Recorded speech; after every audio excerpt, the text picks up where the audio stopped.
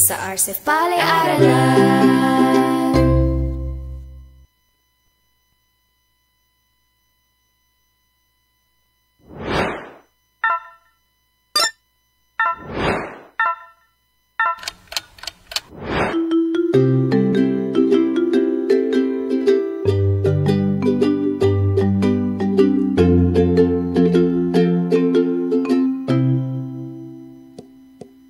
Tara na't pagyamanin ating kaisipan, paghusayin ibahagi ang kakayahan, masagalang ani na inaasam, mataas na kita ng ating sakahan. Kasanayan at kaalaman ukol sa pagpapalay, dito matututunan. San pa? Sa RCEF Pali-Aralan.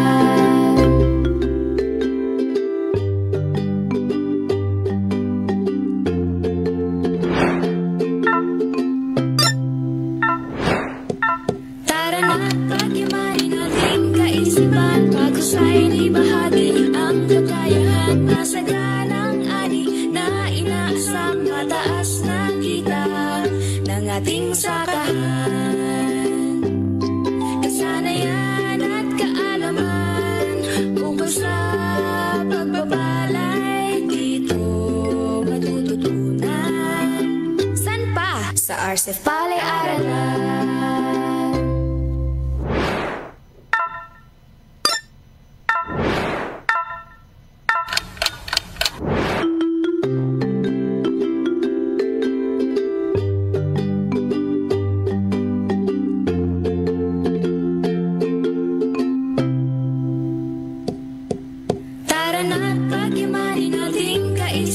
Paghusayin ibahagi ang kakayahan, masagalang ani na inaasam, mataas na kita ng ating sakahan.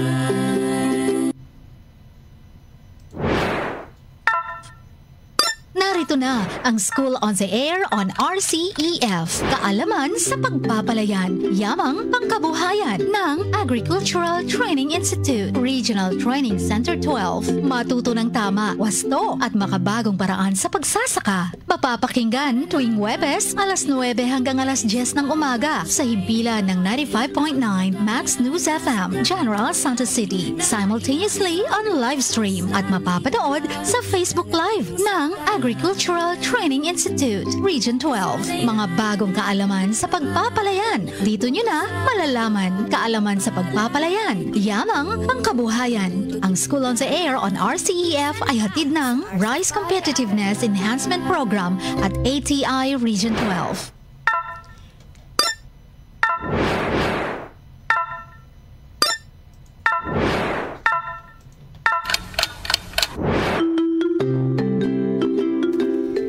Nakikinig sa School on the Air on Rice Competitiveness Enhancement Fund. Kaalaman sa pagpapalayan, yamang pangkabuhayan. Ang ating eskwelahan sa radyo para sa magsasaka ng palay sa Rion 12. School on the Air on Rice Competitiveness Enhancement Fund. Mga serye ng teknolohiya tungkol sa makabago, wasto at tamang pamamaraan sa produksyon ng palay.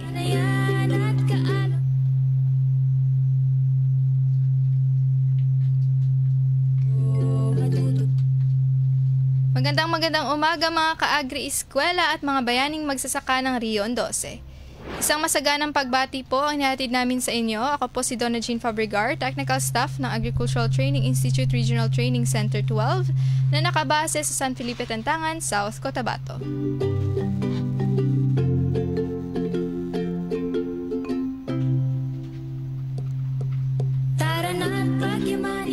Ang School on the Air na ito ay hatid sa atin ng Department of Agriculture, Agricultural Training Institute Regional Training Center 12 sa pamumuno ni Direktor Abdul I. Dayan.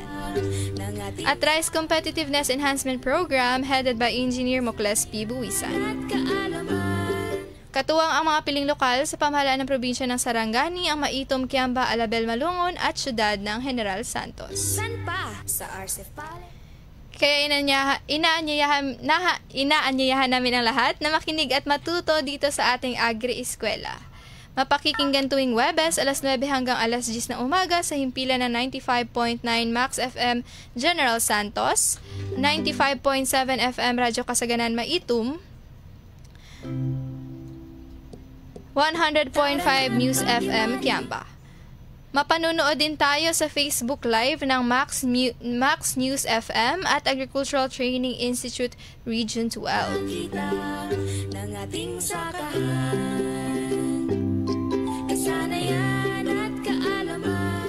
Noong nakarang episode ay nakasama natin ang faculty member ng Science Department ng Mindanao State University General Santos City, si Sir Paulo M. Tagalugin. Nilahad niya ang KeyCheck 5 or Nutrient Management, or sufficient nutrients from tillering to early panicle initiation and flowering.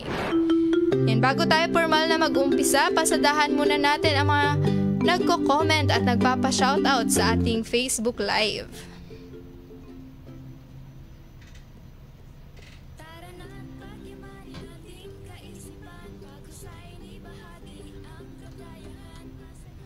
Ayan, sabi ni Ma'am Marnil Hermoso, pa-shoutout po watching from Malungon.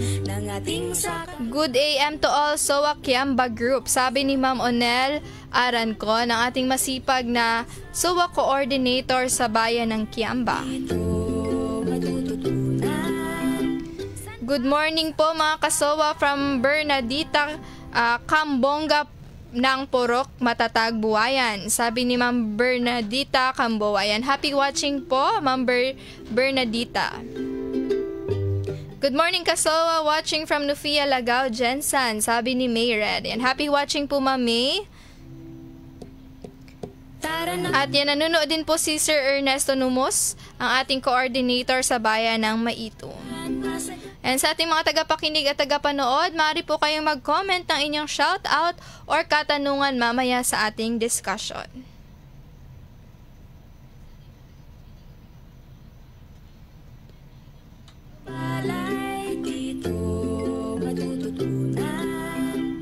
Ayan, nagpapabati din si 0926986356. Morning, Liza Serna Porok for Maligaya. Nagpapabati din si 09294110. Good morning mga kasowa from RD Gomez, Purok, San Jose, Baluan. Greet ko po lahat ng member ng Brisfia Ligaya General Santos from Warren, from 093536.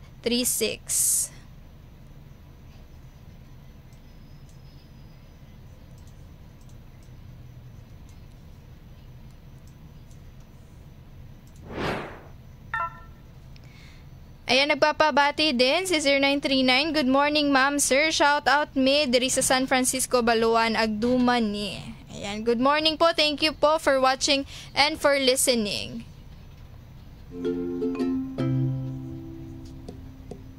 Tara na't pagyamanin ating kaisipan, paghusayin ibahagi ang kakayahan, masaganang ani na inaasam, mataas na kita.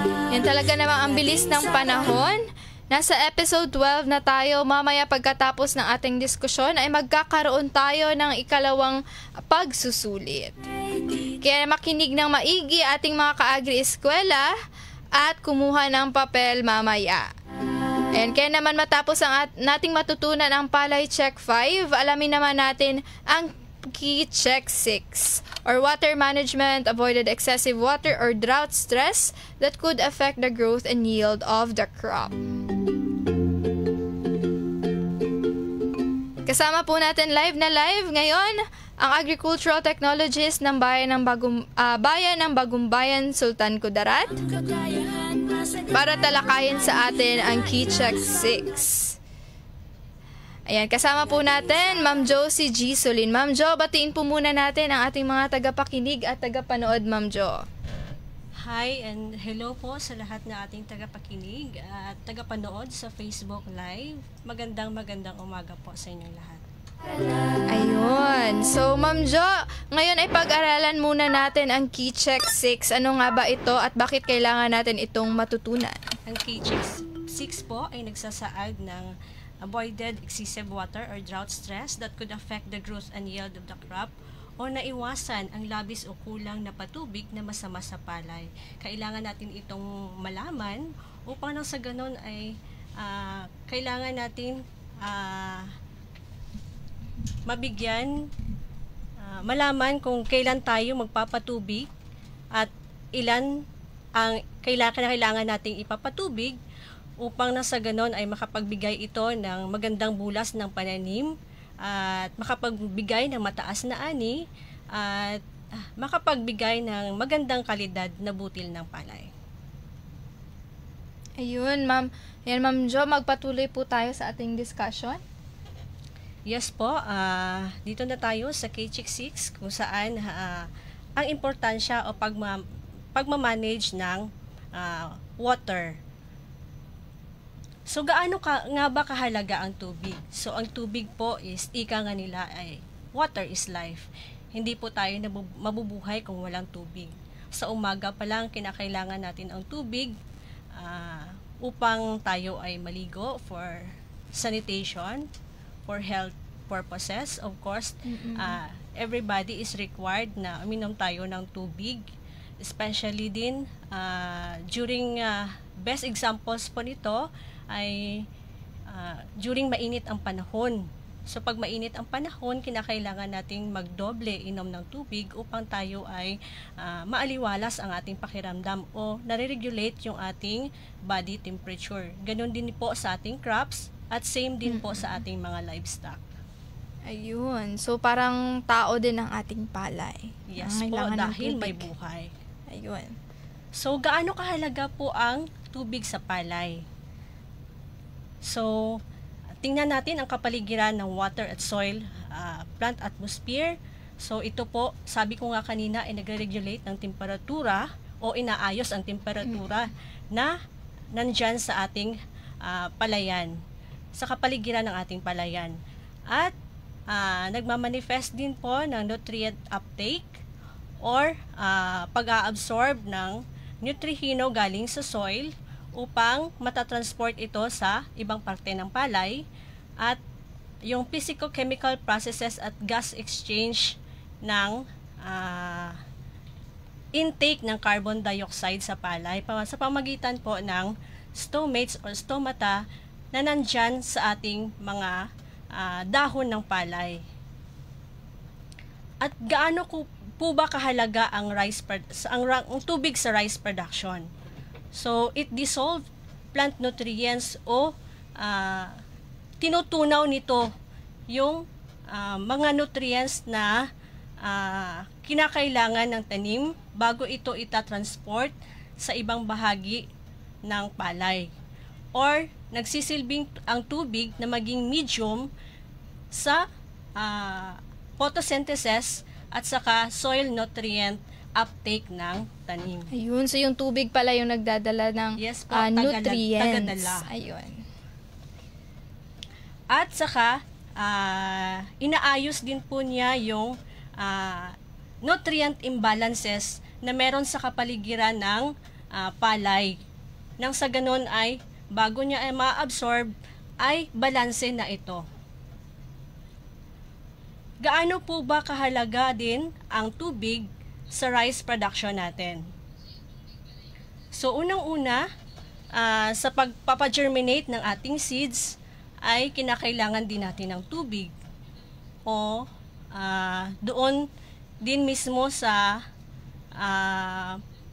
pagpaprocess kung paano natin i-germinate o pinapatubo yung ating mga seeds na gagamitin na pananim. At saka, it promotes seedling vigor, including crop growth and development.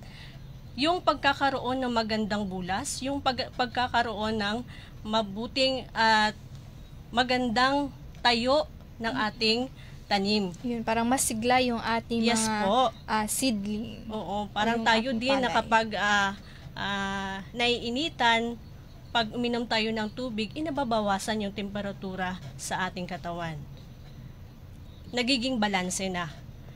At sa pamamagitan din ng tubig ay nag-i-influensya upang mapabilis ang mga gawain sa ating palayan o sa ating bukid. gaya ng land preparation. So, sa land preparation po ay kinakailangan natin ng tubig. Then, sa harvesting, so mamaya po itatakal din natin kung paano natin gagawin ang management sa tubig sa panahon ng pagha-harvest. So there are some issues and concerns po ng ating mga farmers minsan, no? Yes, sa paano natin i-handle o i-manage o gagawin yung mas maayos na papatubig sa ating palayan. So, unang-una, minsan kasi yung practices ng ating mga farmers ay Yes, ma'am. Yes po, yung practices minsan ng ating mga farmers hinahayaan na bukas yung ating mga pilapil. Kaya maraming tubig ang nasasayang. At saka walang definite na schedules minsan yung irrigation. Dapat sana kung tayo ay nasa mga irrigated areas, dapat mauuna yung downstream, yung midstream, and then saka na nahuhuli dapat yung sa upstream. Kasi para tuloy-tuloy yung daloy at saka yung pagmamanage ng tubig ay maayos na maisagawa. Then, yung continuous flooding in the fields throughout the cropping season. So, minsan kasi ang practice ni farmer is hinahayaan na lang natin na kung sa umpisa ng pagsasaka, ganun pa rin yung level ng tubig hanggang sa ito ay magha-harvest. So, isang practice na kinakailangan, yung tinatawag natin na mismanagement. At saka bias din minsan yung ating distribution of rainfall kasi minsan may mga areas po na mataas yung tag-araw. At saka may mga areas din na sobra-sobra naman yung rainfall or yung wet season na tinatawag, Ma'am Donna. So, yung palay natin ay kinakailangan ng water requirements. So, mamaya itatakal din natin yan. So, alin ba o ano ba ang requirement ng palay?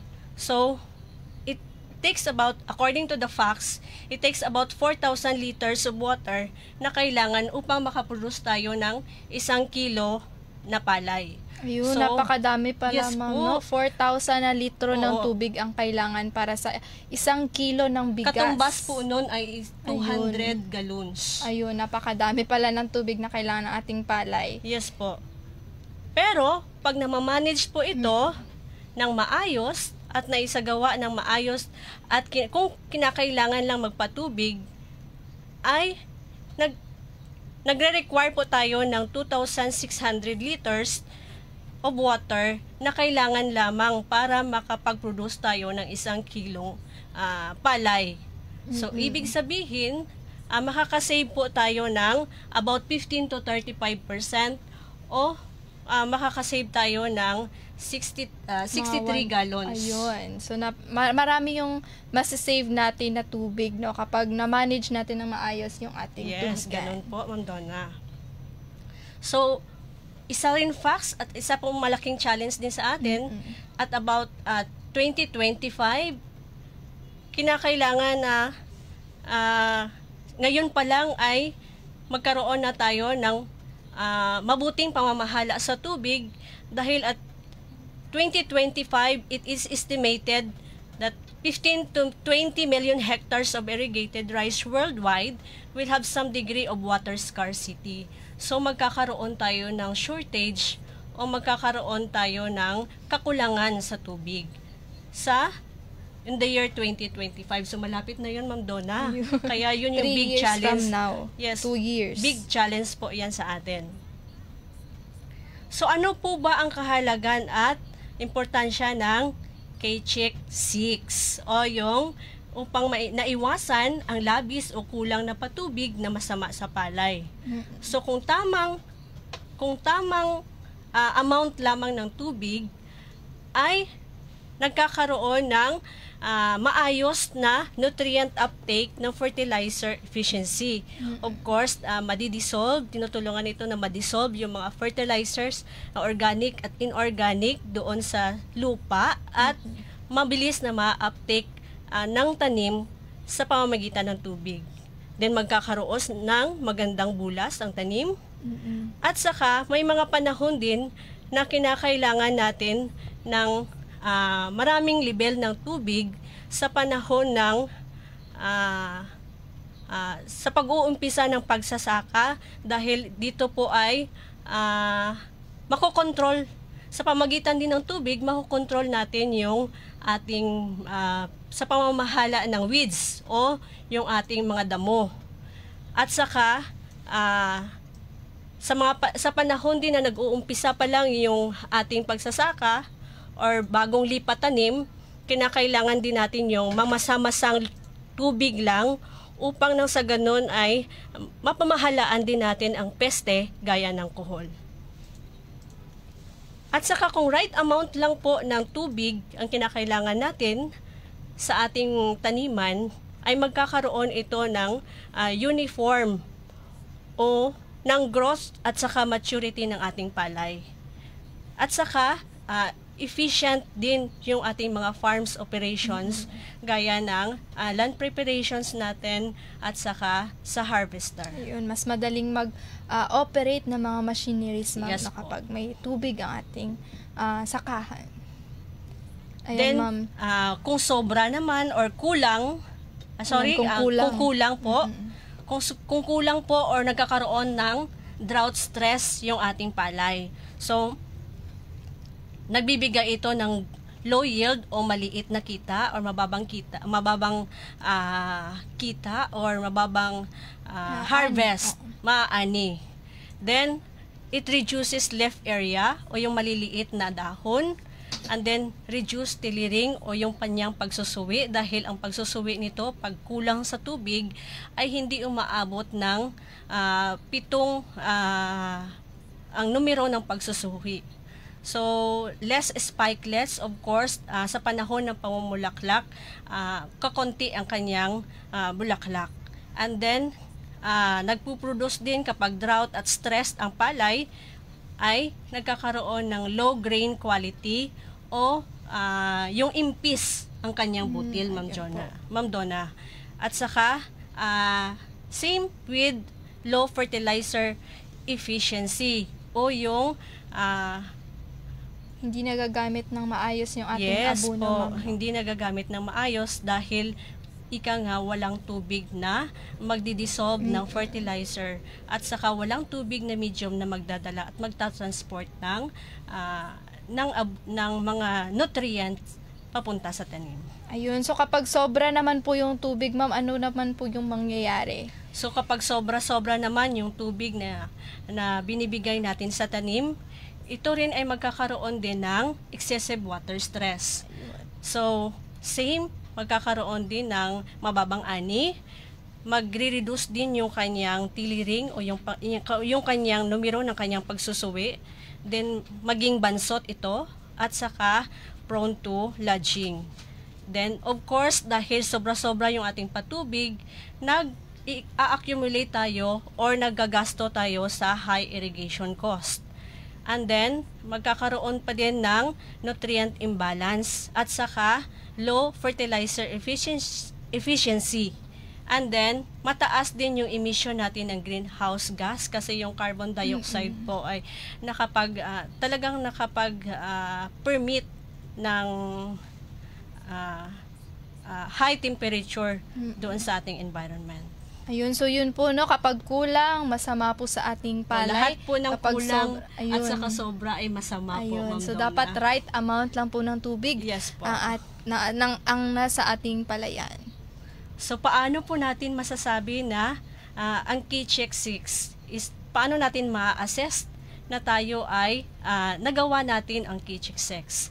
So, walang sintomas dapat ng water stress na nagkaroon ng sobrang irrigation water sa panahon ng vegetative phase o yung sa panahon ng ay Ma'am Donna, yung vegetative o yung pagsusuwi. Ayun, pagsusuwi niya. And then, walang sintomas ng water stress due to drought during vegetative phase, panicle initiation hanggang sa grain filling stage.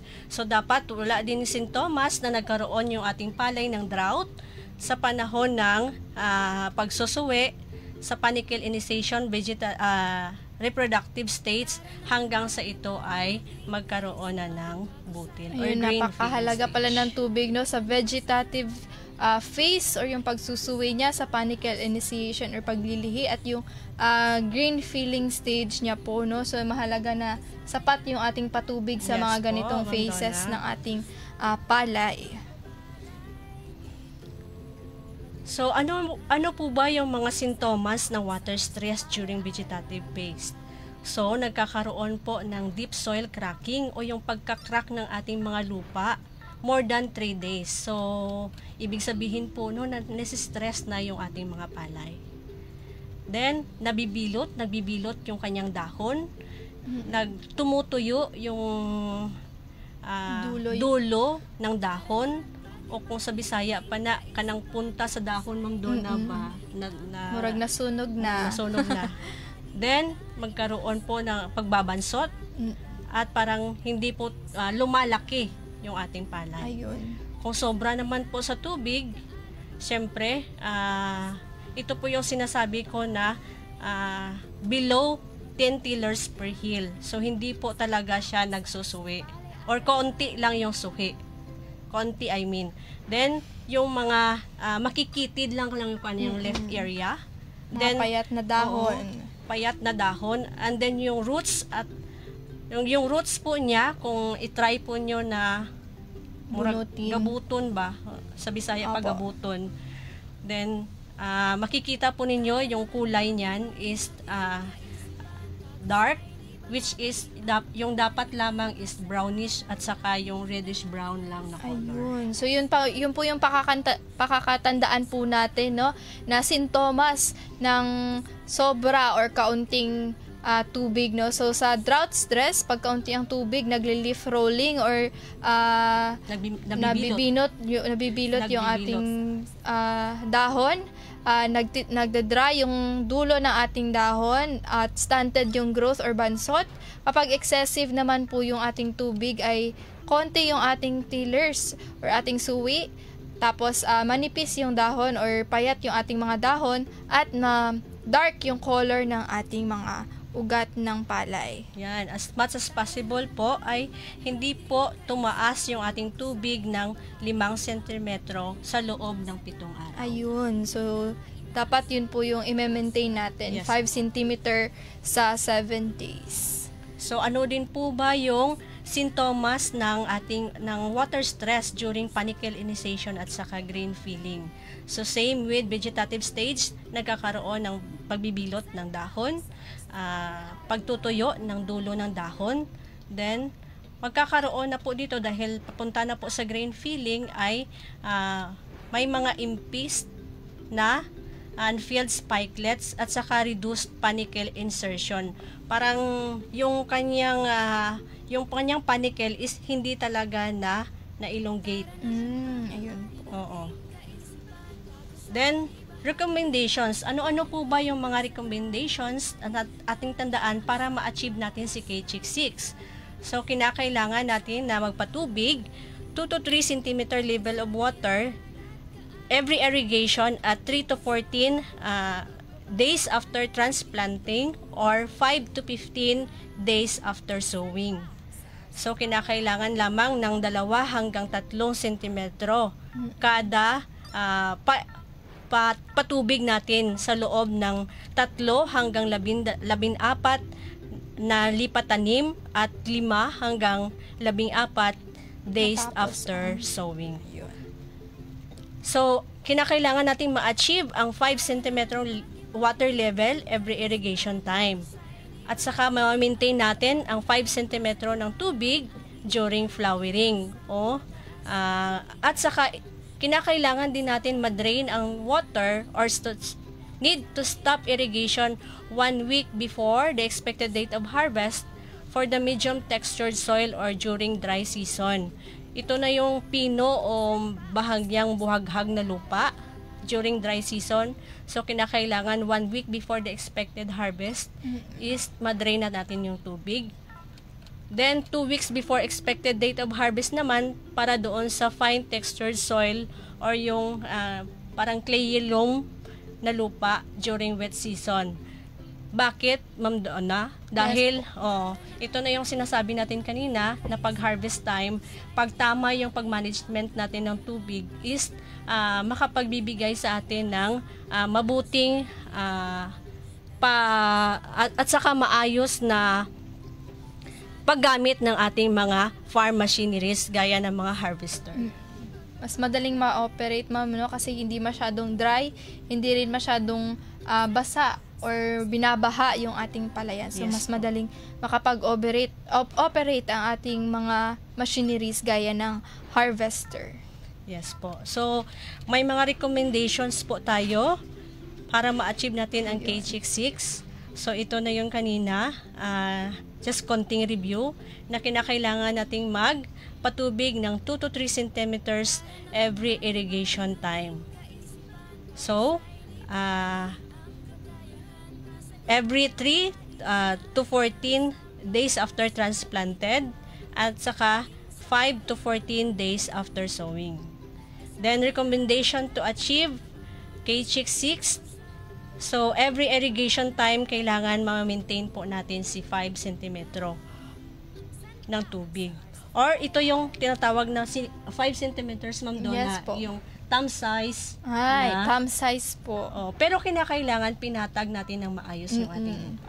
Ayun. So, babalik pa rin tayo sa key check 2, ma'am, no? So, Yes ito yung po. tinatawag talaga nating holistic approach Yes. ng palay check system. So, Interrelated at saka yan. interconnected po yung Ayun. ating palay check system. yun. So, dapat patag ang ating lupa at dapat para pantay-pantay din yung distribution ng tubig. Opo. Ayan. So, dapat 5 cm. So, maaari natin gamitin ang ating hinlalaki. Hinlalaki. So, hanggang hinlalaki po yung 5 cm na dapat ng tubig natin. 5 cm dapat yung lalim ng tubig natin or yung hinlalaki po natin yung pwede nating gamitin. Ganun din po yung kadami ang tubig sa water level during flowering o pamumulaklak. Dahil itong pamumulaklak, Ma'am Donna, is isang critical stage na Ayun. kinakailangan masupply natin yung tubig na kinakailangan niya. Dahil dito na yung bawat bulaklak ay magsisilbing dyan na magsisimula yung development ng ating grain o yung butil ng ating palay.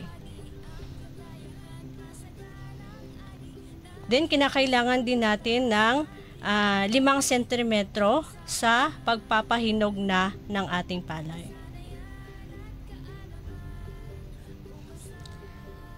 And then, sinabi ko na nga kanina, yung recommendations kung kailan mapabilis ang pag-harvest natin gamit ang mga makinarya 1 week before the expected date of harvest para doon sa mga medium textured soil o yung pino na galas na lupa.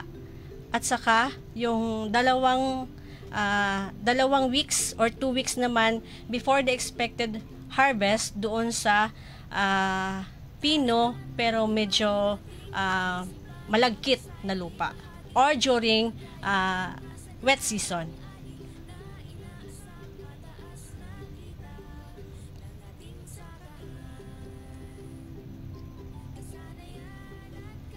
So, may mga recommendations din tayo sa may mga areas pa rin tayo na yung mga rain-fed areas, Ma'am Donna, Yes na po. yung hindi talaga masyadong yung kulang talaga yung mapagkukunan ng tubig. So, kinakailangan din na gumamit tayo ng controlled irrigation o yung tinatawag natin na alternate wetting and drying technology gamit Ayun. ang So, ano po ba observation well.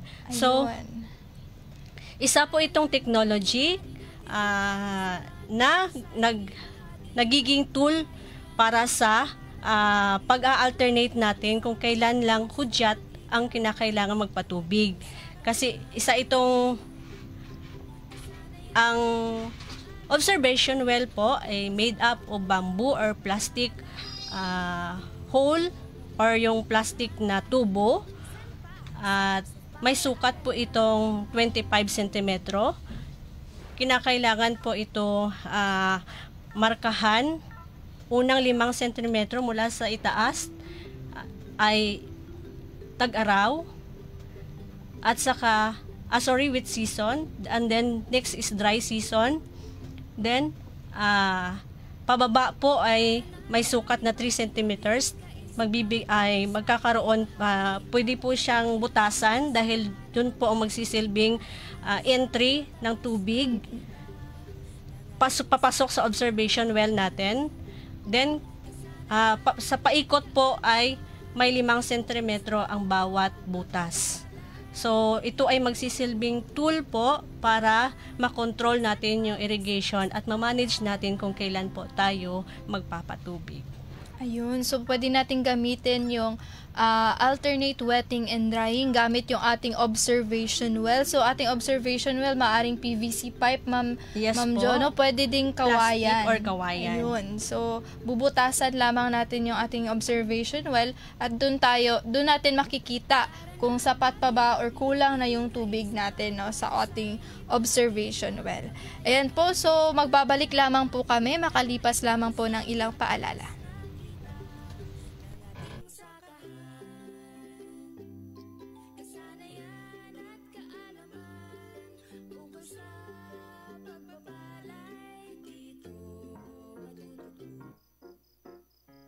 Palagi mo nalang kinakalimutan ng anniversary natin, Joshua. Wala ka ng oras sa akin. Di mo na ako pinapahalagahan. Mahal, pasensya na. Ito naman, galing ako sa opisina ng Irrigators Association. Nakatanggap ang IEA natin ng libreng makinarya mula sa RCEF. Kanina lang ibinigay kaya nalate ako sa dinner date natin.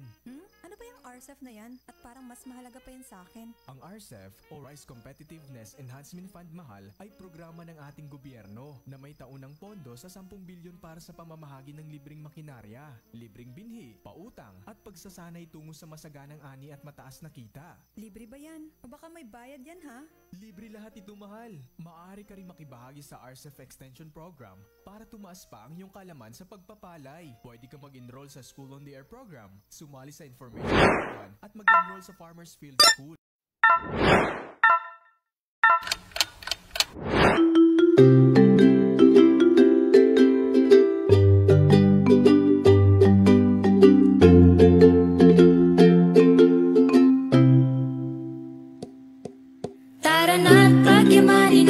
Kaisipan, paghusay ni bahagi ang kakayahan, masaganang ani na inaasam, mataas na kita ng ating sakahan. Kasanayan at kaalaman ukol sa pagpapalay, dito matututunan. San pa? Sa RCEF Palay-Aralan.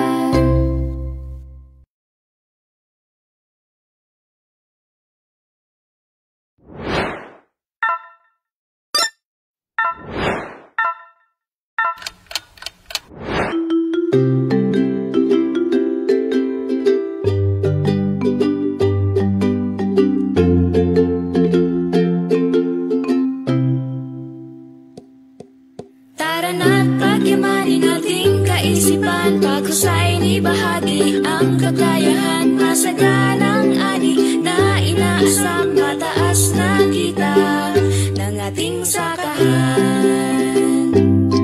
Kasanayan at kaalaman ukol sa pagpapalay, dito matututunan. San pa? Sa RCEF Palay-Aralan. Ang paalalang ito ay hatid sa inyo ng Rice Competitiveness Enhancement Fund at ATI Region 12. Narito na ang School on the Air on RCEF. Kaalaman sa pagpapalayan, yamang pangkabuhayan ng Agricultural Training Institute, Regional Training Center 12. Matuto ng tama, wasto at makabagong paraan sa pagsasaka. Mapapakinggan tuwing Huwebes, alas 9 hanggang alas 10 ng umaga sa himpilan ng 95.9 Max News FM, General Santos City. Simultaneously on live stream at mapapanood sa Facebook Live ng Agricultural Training Institute, Region 12. Mga bagong kaalaman sa pagpapalayan. Dito nyo na malalaman kaalaman sa pagpapalayan. Yamang pangkabuhayan. Ang School on the Air on RCEF ay hatid ng Rice Competitiveness Enhancement Program at ATI Region 12.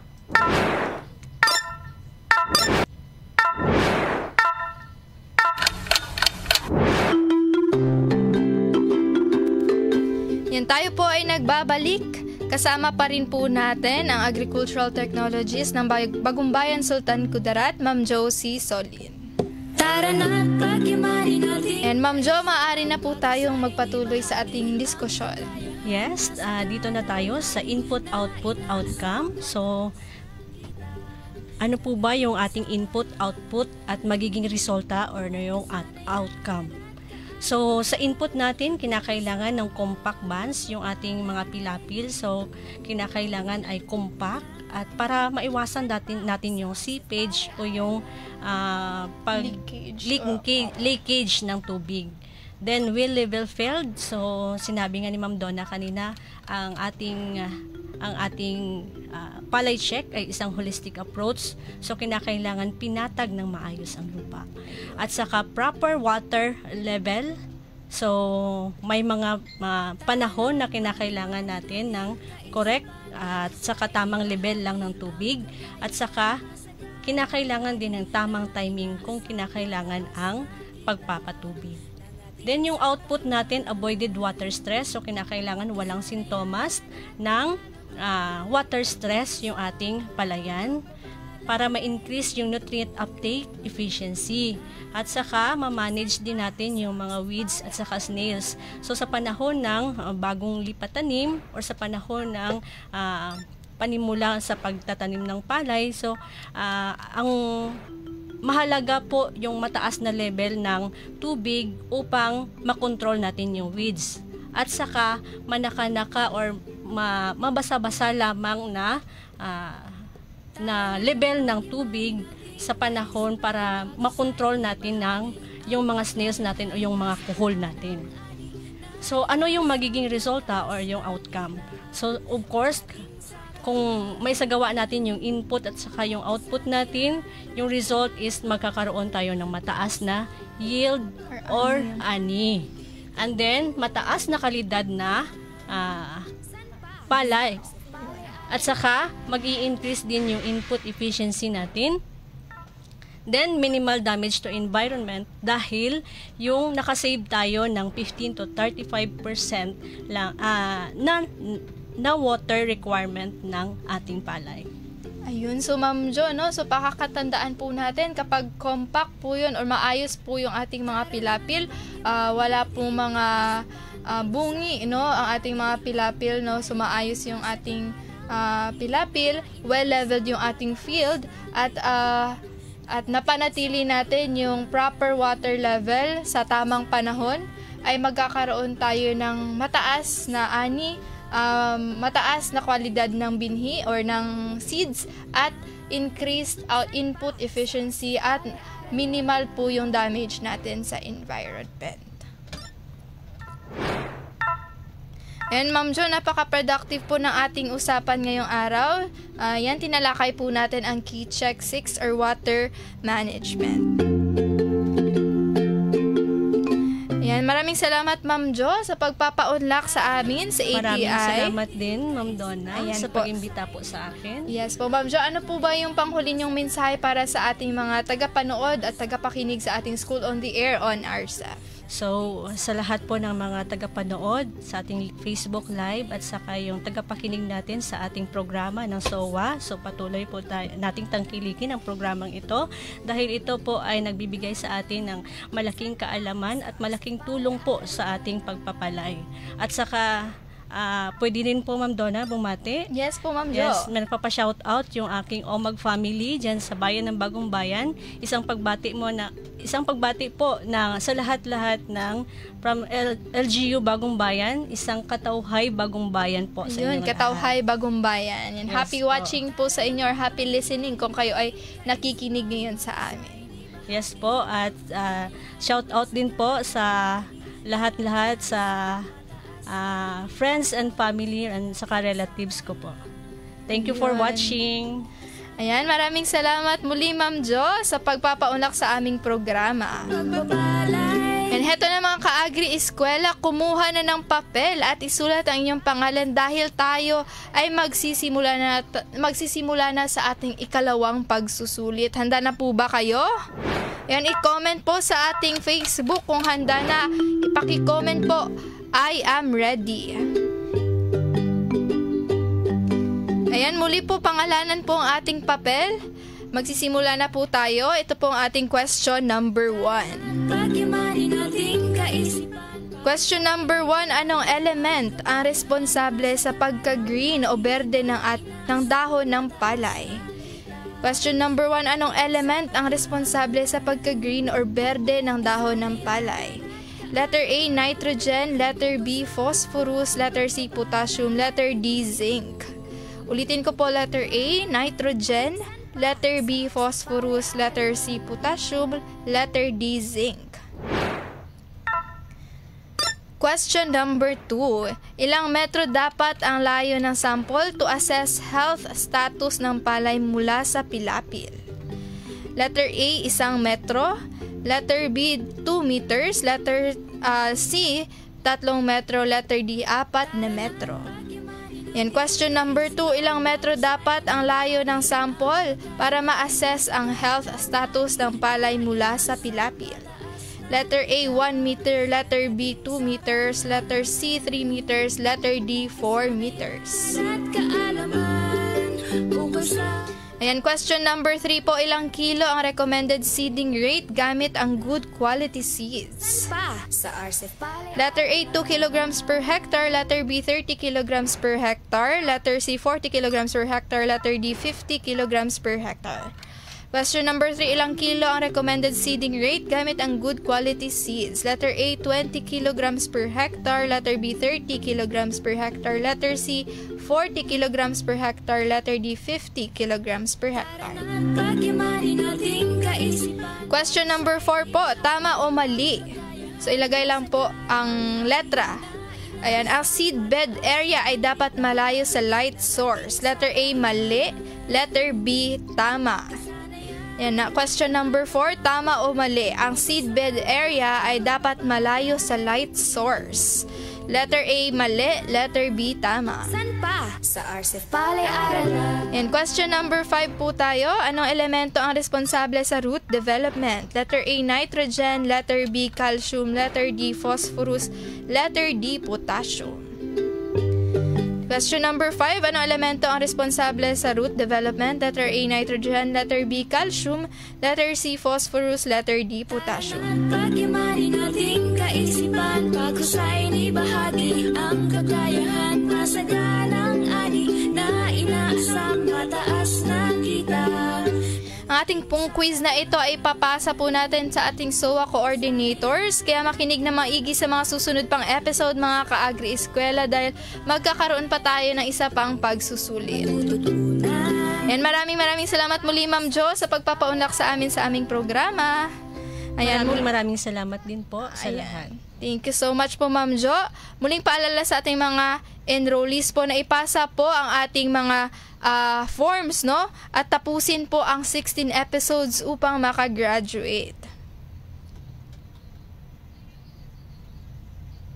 Yan, sumali rin po sa ating official Facebook group page. Hanapin po ang 2023 SOA on RCEF or SOA RCEF, kalaman sa pagpapalayan, yamang pangkabuhayan.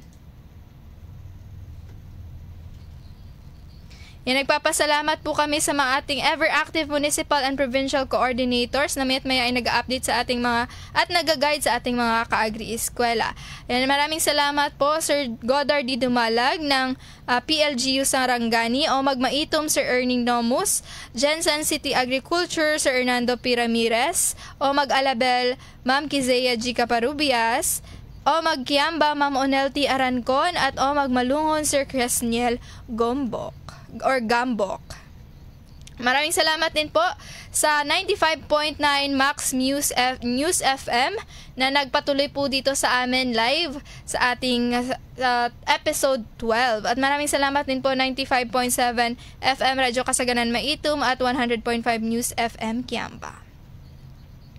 Sa ngalan po ng aming Center or National Director, Engineer Emeline Rocoter, Assistant Director Antonieta J. Arceo, ISDOIC Chief Joven C. Kalasagsag,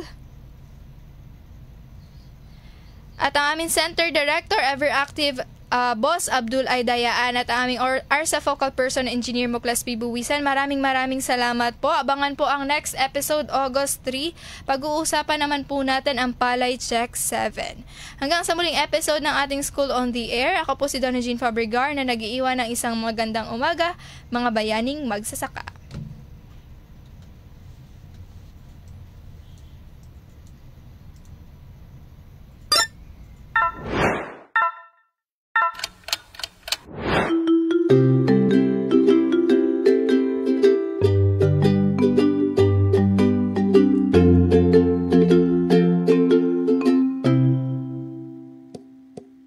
Tara na't pagyamanin ating kaisipan, paghusay ni bahagi ang kakayahan, masaganang ani na inaasam, mataas na kita ng ating sakahan. Kasanayan at kaalaman ukol sa pagpapalay, dito matututunan. San pa? Sa RCEF Palay Aralan.